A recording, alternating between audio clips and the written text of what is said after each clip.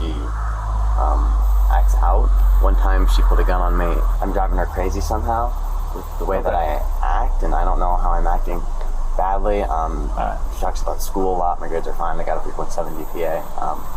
This teenager is in the midst of telling police that he's being abused by his mother. 17-year-old Collin Griffith spent years in the center of a violent and turbulent relationship with both of his parents. Tragically, that violence had already led Collin to shooting his own father in what he claimed was self-defense. And what these officers don't yet realize is that history is about to repeat itself. What caused the bleeding? She got real tight and we went to the knife and she fell on it. But nothing in this case is what it seems. In the investigation that follows, police find themselves entangled in a web of new questions surrounding Collin's father's death, inconsistencies in his story, and chilling evidence suggesting that his mother's death was anything but accidental. Did you tell them at the jail that you were going to kill me? Did you say you were going to hurt me? She thinks that I'm like psychotic, like literally psychopath, sociopath, something like that. After his parents' messy divorce in 2019, Collin Griffith alternately lived with his father in Stroud, Oklahoma, and his mother in Port Charlotte, Florida. Collin's relationships with his parents were so troubled and contentious that he developed a number of serious emotional problems, including PTSD. Over the years, he repeatedly told authorities that something bad would happen if he wasn't removed from his parents' homes. Sadly, nobody knew just how prophetic his warnings were, or that he would eventually take matters into his own hands, not once, but twice. Collin's early years are a bit of a mystery, but he, his brother Christopher, and his parents Catherine and Charles Robert apparently led comfortable middle-class lives in scenic Port Charlotte, Florida, about 95 miles or 153 kilometers south of Tampa. By some accounts, Collin was downright spoiled. After all, he had his own Xbox and smartphone, and he went with his family on a number of pricey cruises over the years. Whatever the case, the Griffiths had a lot of good times together, but like all families, they had their fair share of problems as well. Collin once watched police officers take his mother away in handcuffs after she assaulted his father with a knife. On another occasion, his mother pinned her terrified husband against the garage wall with her car. Sadly, the tension in the Griffith home got even worse after these two harrowing incidents. Then, in 2019, Collin's parents told him and his brother that they were going to get a divorce. When Collin was just 11 years old, he and his father moved 1,370 miles or 2,200 kilometers away to Stroud, Oklahoma, while his brother stayed in Port Charlotte with his mother.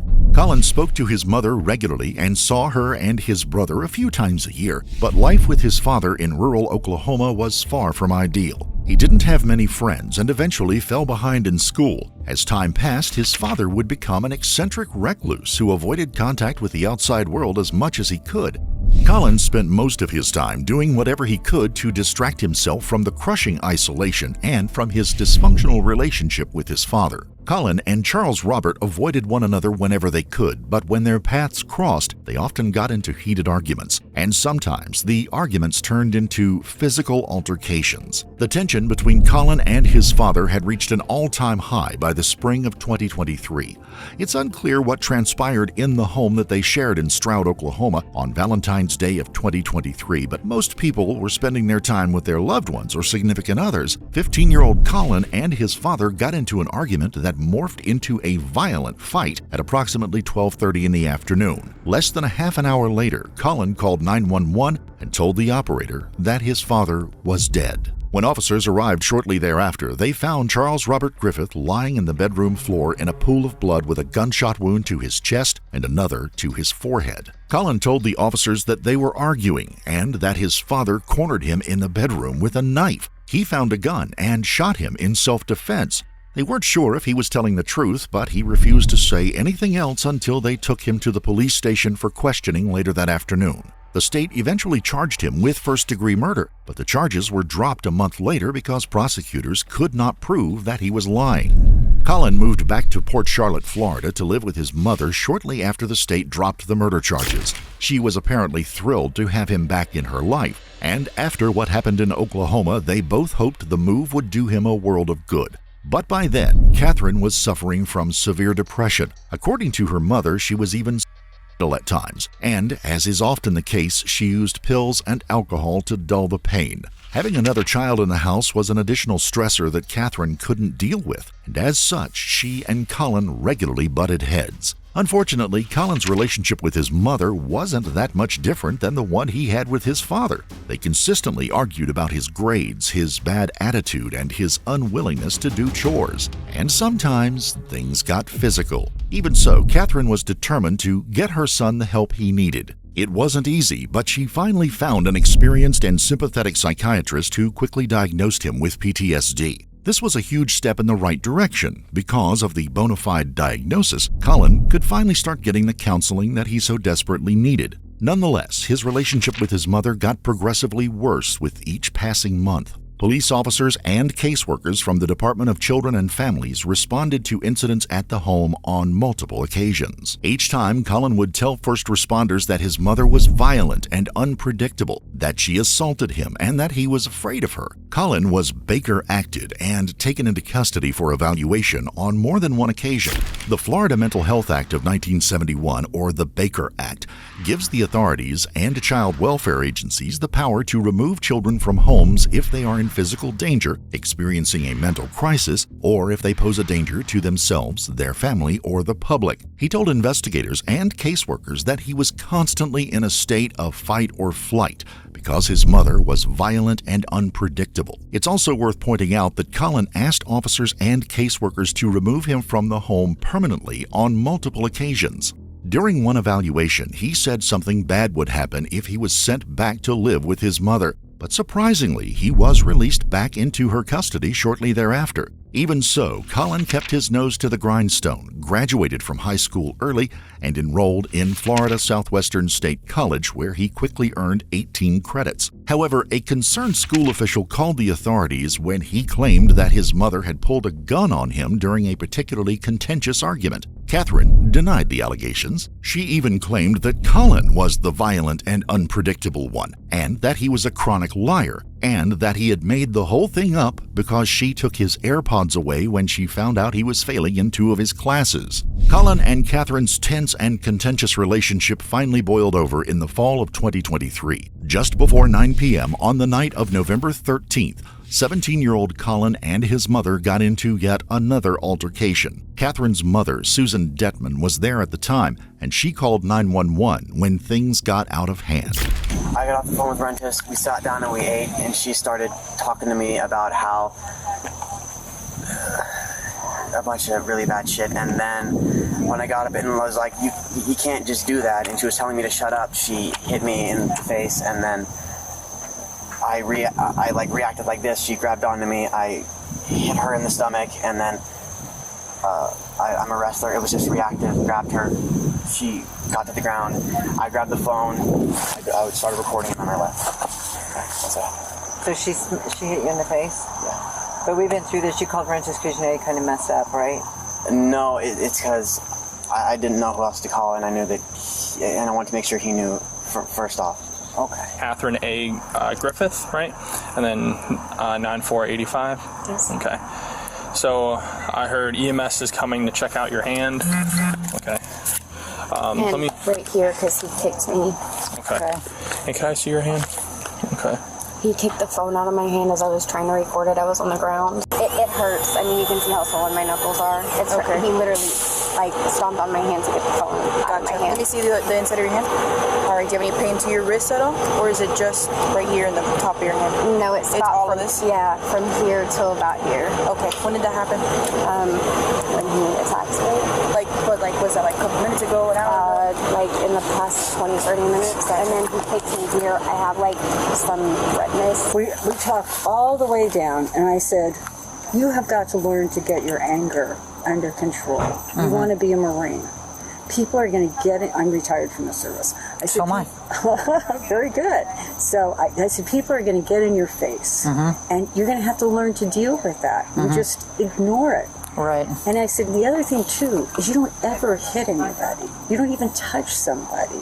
And especially somebody as small as Kathy. That is just something that you cannot ever do. I said, that needs to be. He goes, no, but I said, there are no buts. So we got here. And Frances had agreed. She's going to lay the law down. You know, that she is the parent. She is doing what she thinks is best for him. That he's not going to have his cellular phone. He's not going to have access, because he's like talking to some person on online that we don't even know who this person is. Okay. And that she said, I don't want you ever calling me a psychopathic narcissist anymore. I said, and he goes, no, I didn't. He goes, no, I heard you say that. So, okay. He just, you know, he had said that in the past. And she said, let me lay this out for you, because the only thing I think you really care about is money. So anytime there's an infraction, I'm going to take that from you. And it'll add up. So you have got to fly right, because otherwise, if not, and then he was doing something with his eyes. I think he wanted the phone, and that's all he was concerned about, was getting his phone back. His phone. So was he upset about getting his phone back, or upset about not going on the cruise and going to get evaluated? I think both. Both? Okay. Yeah. And was she trying to record him with his own phone, or Two phones were involved. There was two phones. So there was his and hers? Okay. So she, just to kind of clarify, he's like, let's just do it. Got her phone to start recording. You said next thing you know, they're on the ground. Did you see how they got on the ground? No. Okay. No. I just, because I was trying to call also. Okay. So, but I was very worried she was on the ground, and I went in between them. Officers arrested Collin for domestic violence after Miss Detman corroborated Catherine's story. Got to get your anger under control, okay? I'm saying prayers for you all the time, Collin, and I love you. Mama, I think my anger's fine. It's just that when someone attacks me, I don't know. What? I can't hear you. What? No. Do you think your anger's fine? Yes, it's just when someone attacks me, that's how I act. That didn't happen, though. I was there. I saw it. I saw you stand up. And I said, sit down, and you wouldn't. And you went after the phone. And the next thing I know, she's on the floor. And I'm trying to get in between you all, and I'm trying to call Rennis. No. She hit me. She grabbed onto me. I beat her, and then I got her to the ground, and then wrestling me, and then I left. I didn't see that, Collin. I really didn't. All I saw was you on the ground, or her on the ground, and you by her, and you guys fighting for the phone. So how did she get on the ground? That was because I moved her on the ground. I wrestled her on the ground, and she grabbed onto me. Why did you stand up? And why did you say? So we're just trying to have a face-to-face conversation. No, you didn't. You stood up and said, okay, let's do it. Let's do it. Yes, you did. I was there. I was saying, Mom, I'm not a psychopath. I'm not this murderer. I'm just trying to peacefully leave or peacefully coexist and just figure something out. And she kept telling me to shut up and shut up. And when I wouldn't shut up, she hit me. No, that's not what happened, Collin. That's not what happened.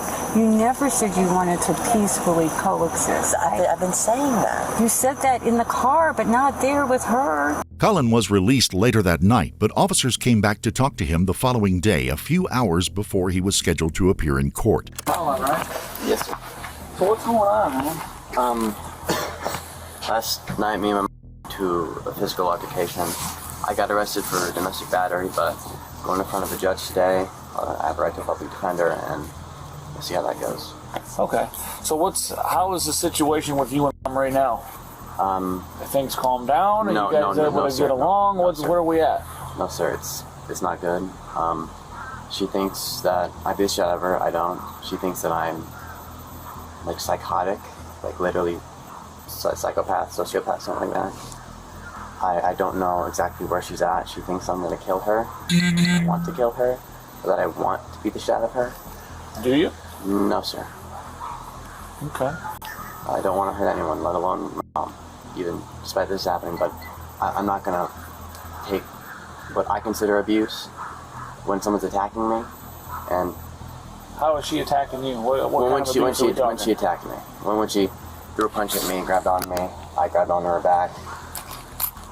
I got her off of me. She hit the ground, and then I fled and called Rentis, and then he sent someone out. You called who? Rentis, Detective Rentis. Okay.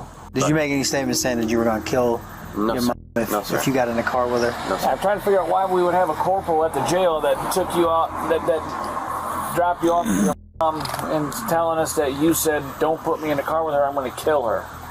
Yeah, was that said? I did not say I was going to kill her. I did not say kill. I don't know why he sent me back here. I asked him not to, but he said he didn't like my attitude and that I had to just walk by, and he sent me back here. But his word's not mine. Okay. Well, we're just trying to figure out, we just want to make sure we do everything we can to prevent anything happening. Sir, given the situation, I don't think that we should be in the same house at all. I don't think it's okay. I mean, we're going to court anyways with one. God knows what's going to happen then. How are you getting to court? By car. You drive? How old are you? Yeah, but I have to have an adult in the car with me. You got a learner's permit? Yeah. She's been trying to lure a confession out of me all day. It's been, well, it's not, sorry, not all day, but... What does this all start over? Has this been ongoing forever, or is this all of a sudden happened last night? For a long time. So I came to live with her after my dad died, and since then, there's just been kind of times when things boil over with her, and she acts out. One time she pulled a gun on me. I called the cops. I guess I wouldn't believe. What got her to the point that she's doing these things? I don't know. You have no idea. All of a sudden, out of nowhere, she pulls a gun or hit you? It's because that I'm driving her crazy somehow with the way that I act, and I don't know how I'm acting badly. She talks about school a lot. My grades are fine. I got a 3.7 GPA. Okay. I mean, obviously you're not, you're smart enough kid. I get that or whatever, but I mean, obviously it takes two to create this type of environment in this situation, right? I've heard nothing. You haven't said a word about what's going on, what you're doing, or what is going on to provoke this, or where it's coming from, other than out of the blue, your mom flies off the handle and does this stuff. I'm struggling with that a little bit. She claims that because I don't help around the house, don't seem to follow rules. A big thing for her is that I don't make a schedule. I don't schedule my day. She has ADHD and a lot of other stuff. She was really abused by my dad, from what I know, and that kind of just made it to where she has these very specific things that set her off, these triggers. So how long ago was your dad back? Sorry to hear that. 7 months. 7 months? Yeah. He attacked me, my dad, and when he did, he tried to kill me with a knife, and then it was in Oklahoma, and he died. So, yeah. How was that? I shot him when he tried to kill me. Did you already have a gun in your hand? Or did you go get one? I was fleeing, and the house was filled with guns, 23 to be exact, and... you knew who they were? I didn't seek one out, I was just trying to run, but when I was cornered and I had nothing else, there was a gun, and just kind of happened. Why was he trying to kill you? He's also a bit of a case, but homophobia. If you can believe that, and a bit of other stuff. Oh, wow.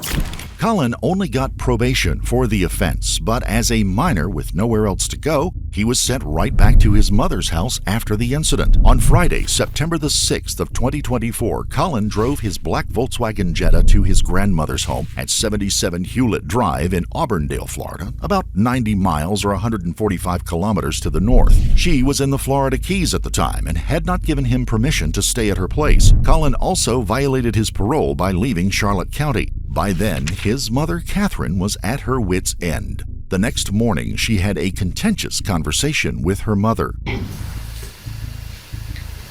You told me you were going to get your neighbor over there, or I was sending the police. Do you want the police to go? So you would rather have the police, right? Okay, that's fine. I will not take a call from you after this ever again. If Collin's not here by 10 o'clock, I'm dead to you. Do you understand me? Do you understand me? Do you understand me? Do you understand me? Yes or no? I need a yes or no. Yes or no. Do you understand me? Okay, you don't understand. Shortly thereafter, she exchanged these text messages with one of her neighbors. Hey, please do not let Collin or the police into my home. I'm not opening the door. Collin just hates me, and honestly, I'm tired of this crap. Where are you, and how am I going to stop him? Don't give him the keys. I'm home in my room. I'm meeting his probation officer Monday morning if he doesn't come home today by 10 a.m. He knows the time deadline, and he's choosing to skip it and hide at my mom's house in Polk County, which is also a violation. He won't listen. I'm going to drive to get him, and if he doesn't get in the car, then Polk County can deal with him. On the afternoon of Sunday, September the 8th, Catherine drove her white Volkswagen Jetta to her mother's home in Auburndale to take Collin back to Charlotte County once and for all. He initially came to the door and walked out onto the carport when he heard her pull into the driveway at approximately 4:50 p.m. For some reason, Catherine backed out of the driveway a few seconds later and parked her car on the street. At this time, Miss Detman's friend and neighbor Nancy Jones was sitting on her front porch across the street. She claimed that Catherine slammed the door, slung her purse over her shoulder, marched up to the house, and walked inside. But a few minutes later, she reappeared on the carport. Mrs. Jones thought Catherine was arguing with someone, but she couldn't make out who it was or what they were saying. Then, she claimed that an arm reached out the door, grabbed Catherine by the hair, and pulled her inside. Later, another neighbor said that Catherine told Collin he was hurting her and begged him to let her go. Unfortunately, he ignored her, and after that, nobody heard a peep from the house for more than an hour. But at 6:15 p.m., Collin picked up the phone and called 911, just like he had done almost 2 years earlier in Stroud, Oklahoma. 1814 911. What's the address of the emergency? Hampton in Florida. I don't know the fucking. I don't know the city address. My mom is talking to EMS now. She's bleeding out. Please help.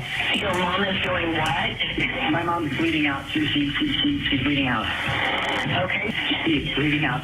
Where is she bleeding from, sir? She's bleeding from the neck, man. See, this is my mother. I'm trying to catch it. Are you with the patient now? I'm with her. Yes, I'm with her now. How old is the patient? She's 39 years old. She has a heart condition. She has a. Is she awake? No, she's unconscious. She's not okay. Is she breathing? No, she's not.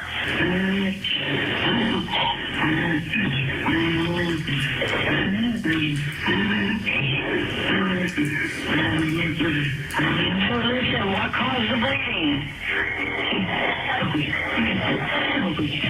Solution, what caused the bleeding? She got real tight and she was giving me the knife and she fell on it.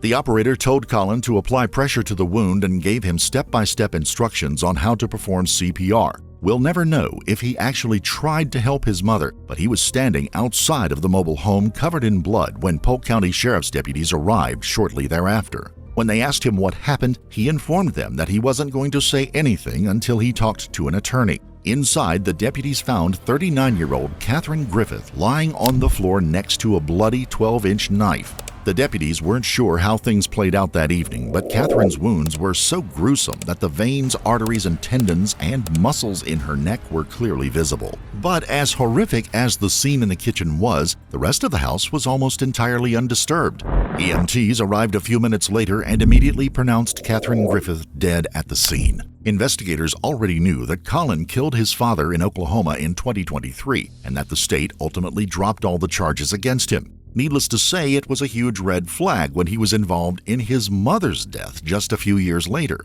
The medical examiner ruled that the fatal wound to Catherine's neck could not have been caused by a fall, as Collin had tried to claim when he called 911 on the day of her death. With a bona fide homicide on their hands, the authorities arrested Collin on Thursday, September 19th of 2024, and they charged him with first-degree murder and kidnapping because the state claimed he forced his mother into the home against her will before stabbing her to death.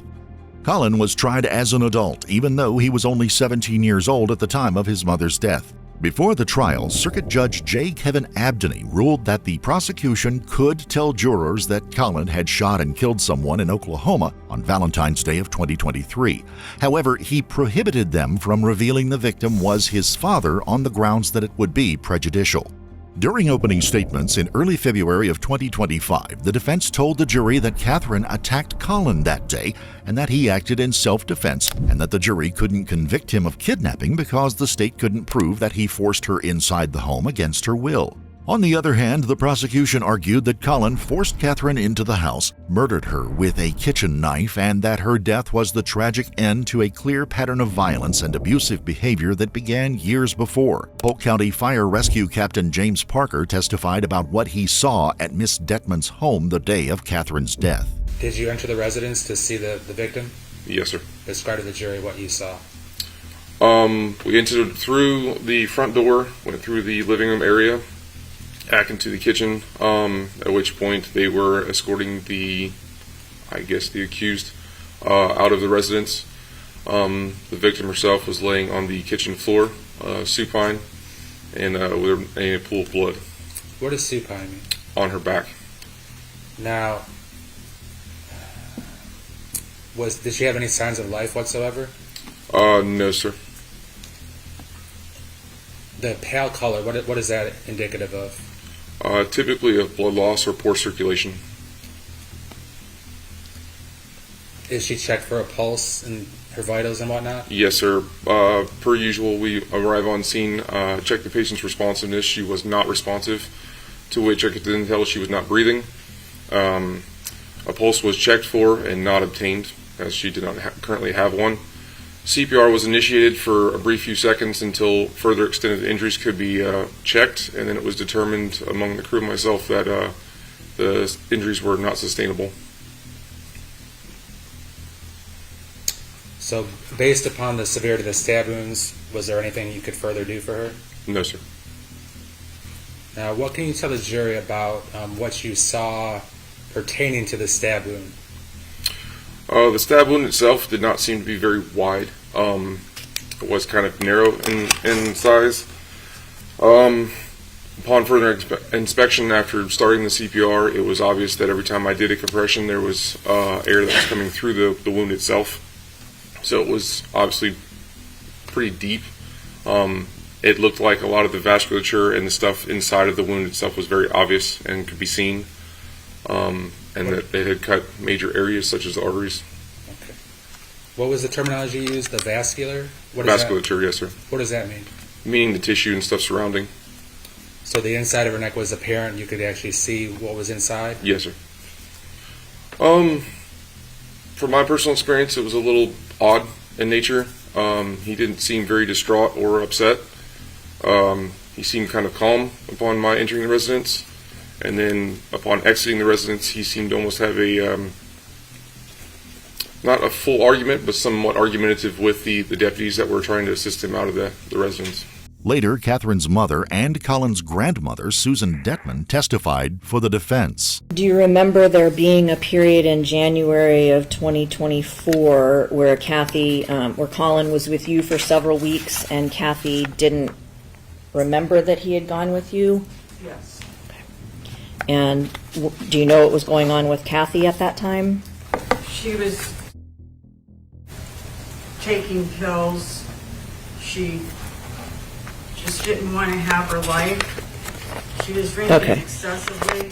She drank Everclear as her alcoholic choice. Of threats that Kathy had made to commit suicide. Yes. How many are you aware of, if you know? Aware of 5. Okay. No, 6. Have you actually called law enforcement on occasion when Kathy made statements to you? Yes. All right, so you said you know of about 6 threats. What about actual attempts by Kathy to, or was that the 6 and I misunderstood? Those were the 6 attempts. Okay. Can you describe some of those for the jury? Yes. So the first one was while she was still married.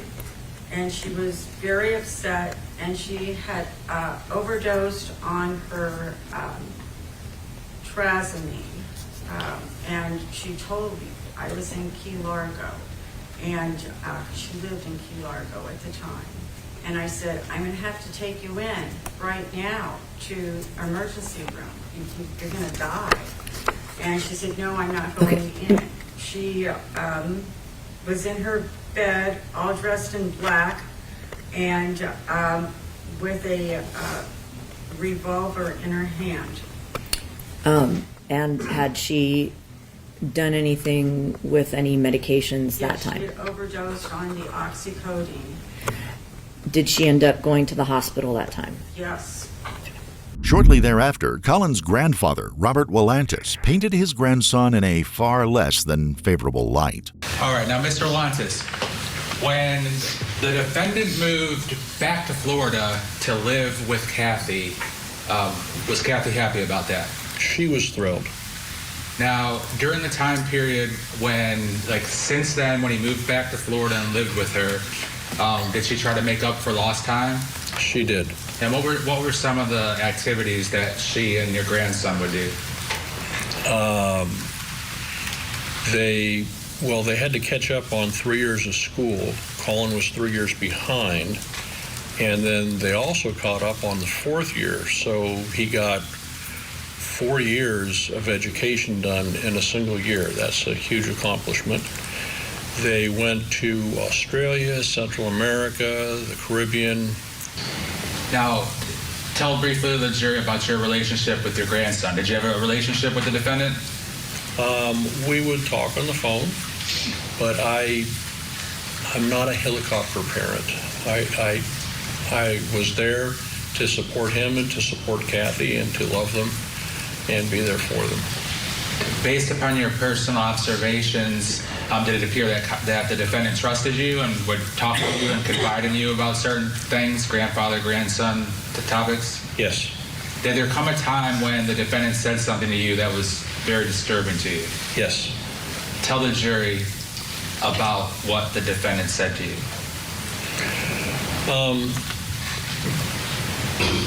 My grandson was very aggravated at his grandmother and his mother. He said, I am so tired of these two bitches. I'm disgusted. He said, my mom, I keep thinking over and over, I want to slit her throat. I want her to bleed out. I want to smell the blood. I want to feel the blood. I want to feel the life and the blood leaving her body. What did you say to him in response? I said, Collin, I love you, buddy, but you can't have those kinds of thoughts and focus on them and then speak them because you will cause them to become reality. Please think positive things about your mom, about yourself, and about a good future together. Charlotte County Juvenile Detective Lacey Zenoniani's testimony was particularly poignant and more than a little shocking. How did you come into contact with the defendant, Collin Griffith? I came into contact with the defendant after the initial incident that occurred. It was forwarded to me for intervention purposes. And what were your goals then when you got involved in the defendant's life? Our goals were to implement intervention and work with the family to assist them with resources and guide them to a successful pathway. Would you have interaction with not only the defendant but also his mom, Kathy Griffith? Yes. Did the defendant ever make statements to you or in your presence that concern you about the violence he wanted to inflict upon his mom? Yes. And what do you remember him saying?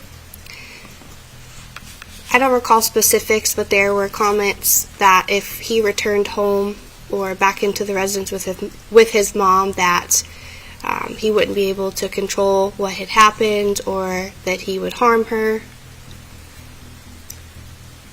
When you say he wouldn't be able to control what would happen, do you mean how he would act? Yes. Did he say anything more than harm her? In terms of, did he say he would hurt her or kill her or anything specific? There were comments that he would kill her. And did he say to you or in your presence on more than one occasion that he would kill her? Yes. Did it appear that he would get angry when Mom would try to take away his video games and cell phone and things of that nature? Yes. Was that a reoccurring source of discontent on the defendant's part? Yes. Whatever flaws Kathy might have had, was she trying to be a good mom? I believe at the time she was doing her best, yes.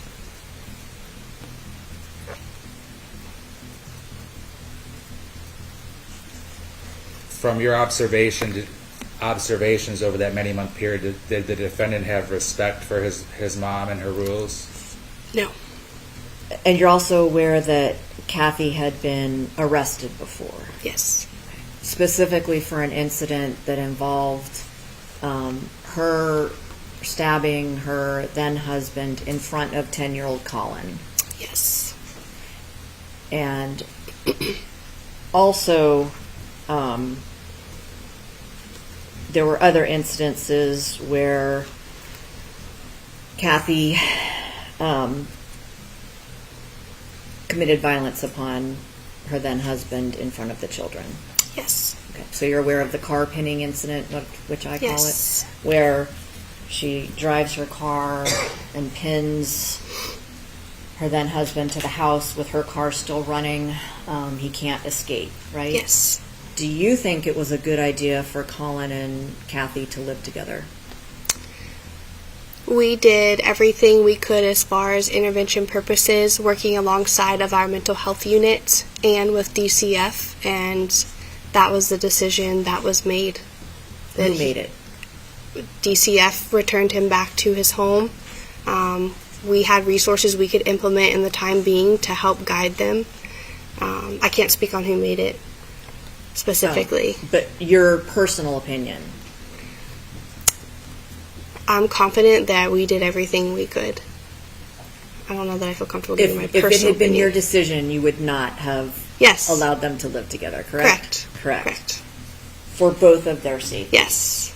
Including Collin's safety from what Kathy might do to him? Both. Yes.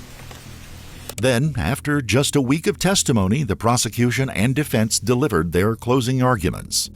Ladies and gentlemen, the brutality and the carnage that Collin Griffith unloaded on his mom on September 8th of 2024 is as real as it gets.